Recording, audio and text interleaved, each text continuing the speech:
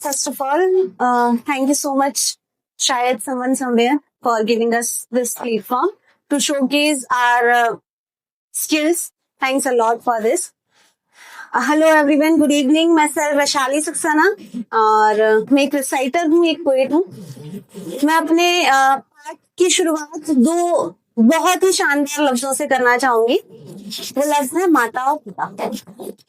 तो मेरी शायरी में जहां पर भी से आएगा, आप समझिएगा कि वो माता पिता से, आपसे है जहां, माता पिता से है जहां, आपसे है जहां ये जमी आसमां, आपसे है जहां ये जमी वो आसमां, आपसे जिंदगी हर हंसी हर खुशी, आपसे है जहां ये जमी वो आसमां, आपसे जिंदगी हर हंसी हर खुशी, आपसे ख्वाहिशें, आपसे ख्वाहिशें, आपसे ख्वाहिशें, ये घर वो मकान जहां पेरेंट्स है वही घर है, और तो सब बस मकान। तो आपसे ख्वाहिशें, ये घर वो मकान, जन्नत सी जमी मुकम्मल आसमां, कर दे न्यौछावर गुड़िया, कर दे न्यौछावर गुड़िया, आप पर ये हयात, हयात का मतलब जिंदगी होता है, कर दे न्यौछावर गुड़िया, आप पर ये हयात, आपसे है वजूद जिसका, वो आप पर है समा, वो आप पर है समा।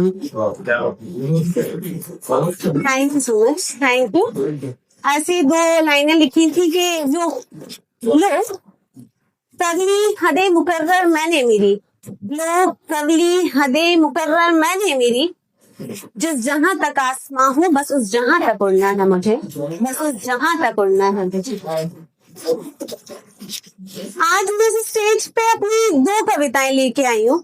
दोनों ही कविताएं एक दूसरे से लिंक तो नहीं है, पर हाँ रूपरेखा में ये कह सकती हूँ, एक जीवन की पीड़ा है और एक जीवन का तथ्य। तो मैं पीड़ा से शुरू करूंगी तो बस समाप्त। तो जीवन की पीड़ा के लिए जो कविता है उसका शीर्षक है, एक शख्स आया और सब ले गया।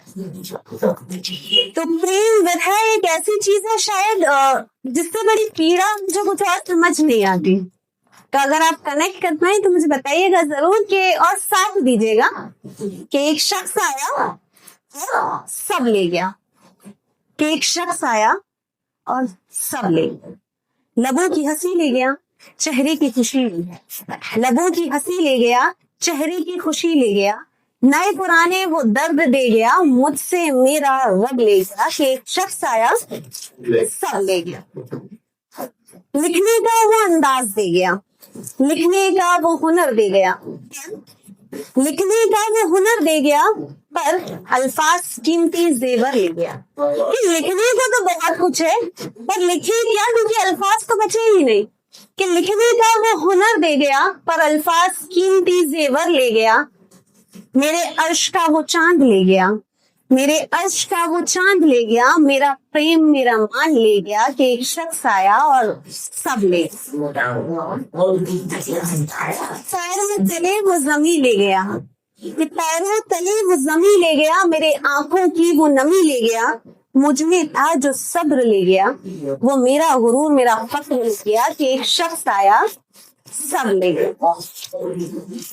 वो मेरी उम्मीद ले गया, वो मेरी उम्मीद ले गया, रातों में भटकती मैं, वो मेरी नींद ले गया। कुछ टाइम पहले मैंने एक पॉडकास्ट सुना था, उसमें एक कवि कहते हैं कि जब कोई इंसान मर जाता है ना, उस रात भी आपको भूख प्यास लगती है, नींद आती है, एक रात नहीं सो के दूसरी रात आ ही जाती है। पर जब जीते जी कोई शख्स आपको छोड़ के चला जाए ना, तो ना भूख प्यास लगती है ना नींद आती। तब लिखा था कि वो मेरी उम्मीद ले गया, वो मेरी उम्मीद ले गया, रातों में जगती मैं, वो मेरी नींद ले गया, वो मेरे सारे एहसास ले गया, जितने थे ना वो सारे जज्बात ले गया। एक शख्स आया और सब ले गया। वो मेरा यकीन ले गया, वो मेरा यकीन ले गया, मेरी जिंदगी वो, मेरी मोहब्बत वो, मेरी जिंदगी ले गई। क्या बताऊं यारों में क्या क्या ले गया, वो मुझसे मेरा परिवार ले गया। क्या बताऊं यारों की वो क्या क्या ले गया, वो मुझसे मेरा परिवार ले गया, वो ही तो था मेरा हकदार, वो ही तो था मेरा हकदार, वो तो मेरी रूह का दावेदार ले गया कि एक शख्स आया सब ले गया, कि एक शख्स आया और सब ले गया। और अक्सर ऐसा होता है ना कि जब आपने जिस पर सब कुछ न्यौछावर कर दिया, परिवार से लड़ लिया और अंत में वो इंसान आपको छोड़ के चले जाए, तो आपके पास दो लोगों के अलावा और किसी से कोई शिकायत नहीं बची। वो दो लोग होते हैं, एक आप खुद और एक भगवान। तो ये सोच के लिखा था कि ये इश्क मेरे लिए बना ही नहीं, ये इश्क मेरे लिए बना ही नहीं, या खुदा इसमें मेरी तो कोई खता नहीं। ये इश्क मेरे लिए बना ही नहीं, या खुदा इसमें मेरी तो कोई खता नहीं। कि अगर इतनी मन्नतों के बाद भी वो शख्स मेरा नहीं हो, कि अगर इतनी मन्नतों के बाद भी वो शख्स मेरा नहीं हुआ, बाखुदा इस दुनिया में कोई खुदा ही नहीं।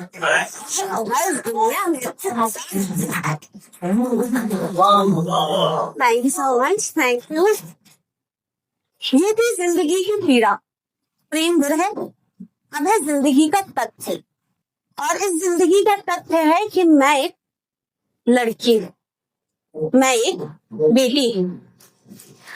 और जो मैं आज अब यहाँ पढ़ने जा रही हूँ, शायद वो तथ्य एक समाज को, यहाँ उपस्थित सभी को, आपको, मुझे, हम सबको झकझोर देने के लिए इतना तो काफी होगा कि 21वीं सदी में भी हमें ये नारे की जरूरत तो जरूर पड़ती है कि बेटी बचाओ और बेटी पढ़ाओ। हम आज भी बेटी बचा नहीं पा रहे, और आज भी बेटी पढ़ा नहीं पा रहे। पर ये जो कटाक्ष मैंने लिखा है, ये कटाक्ष शायद लड़कों से ज्यादा लड़कियों के लिए है, क्योंकि इसकी विविधता बस इतनी है कि मैं जिस घर परिवार में पली हूँ, वहां मैंने वो चीज महसूस नहीं की, और मैं आज जिनके साथ हूँ उनके साथ भी मैंने वो चीज महसूस नहीं। पर मैं अपने समाज में देखती हूँ तो दुर्दशा, बहुत बहुत ज्यादा दुर्दशा में है लड़कियां और बेटियां। और वो क्यों है, इसका कटाक्ष में लड़कियों को दूंगी। तो कविता का शीर्षक है कि हाँ मैं एक बेटी हूँ, हाँ मैं एक बेटी हूँ। ना बेटी होने का कोई गम है, ना लड़का होने का कोई मन। ना बेटी होने का कोई गम है, ना लड़का होने का कोई मन है। क्योंकि क्या है ना, तो मेरे छोटे से दिल को बेटा बेटी का अंतर समझ नहीं आता, और मेरा दिमाग लड़का लड़की का भेद ठुकराना नहीं चाहता। क्योंकि ये भेद ही तो है जो लड़का और लड़की को एक दूसरे का पूरक है बनाता। जैसे मैं पली बड़ी हूँ, जैसे मैं पली बड़ी हूँ ना, मैं जो हूँ, मैं जैसी हूँ उसमें खुश बड़ी हूँ। क्योंकि मैं 3 बेटी एक बेटे में बेटे से ज्यादा नाजों से पली। क्योंकि मैं 3 बेटी एक बेटे में बेटे से ज्यादा नाजों से पली हूँ, और फख्र से कहती हूँ मैं ऐसे माँ बाबा की परी हूँ। इसलिए हाँ मैं एक बेटी हूँ।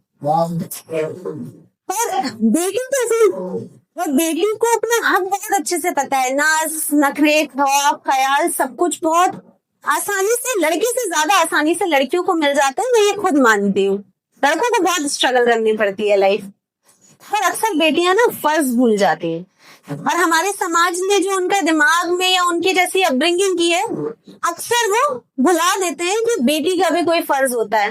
वो बहन का फर्ज याद रखती है, पत्नी का फर्ज याद रखती है, बहू का फर्ज याद रखती है, पर बेटी का फर्ज भूल जाती है। तो तब लिखा था, इसको प्लीज सुनिएगा, ये मेरे दिल की बहुत ही करीब है और बहुत बहुत अर्ली स्टेज में लिखी थी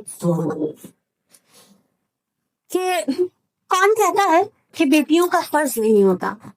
कौन कहता है कि बेटियों का फर्ज नहीं होता? क्या किसी माँ ने कहा है कि बेटी पैदा करते वक्त उसे दर्द नहीं होता? कौन कहता है कि बेटियों का फर्ज नहीं होता? क्या किसी माँ ने कहा है कि बेटी पैदा करते वक्त उसे दर्द नहीं होता? बेटी और बेटे के जन्म में पीड़ा एक समान होती है। बेटी और बेटे के जन्म में पीड़ा एक समान होती है। बेटी में नए वंश की तो बेटे में घर परिवार की जान होती है।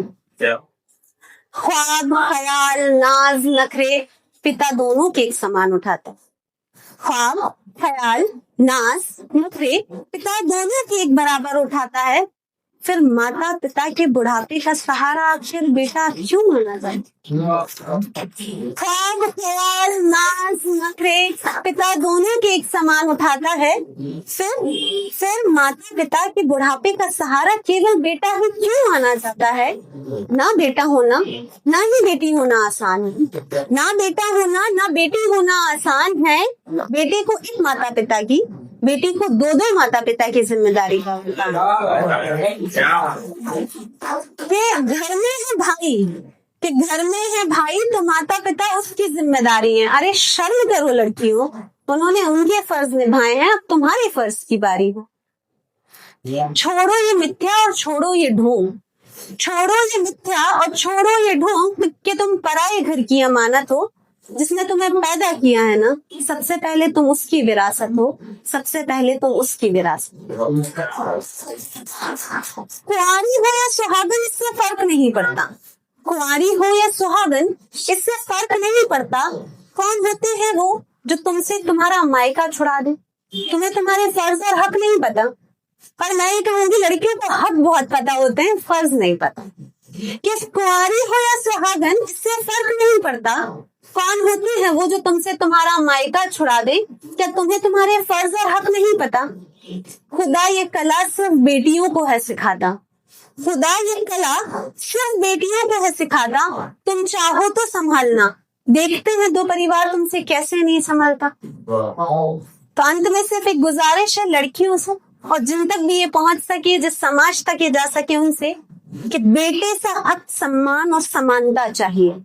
बेटे से हक सम्मान और समानता चाहिए। पहले सहारा तो बनो, बेटी माता पिता के लिए बोझ नहीं, गुरूर और नियायत बन जाएगी। तुम पहल तो करो, कि तुम पहल तो करो। Thank you so much, thanks a lot.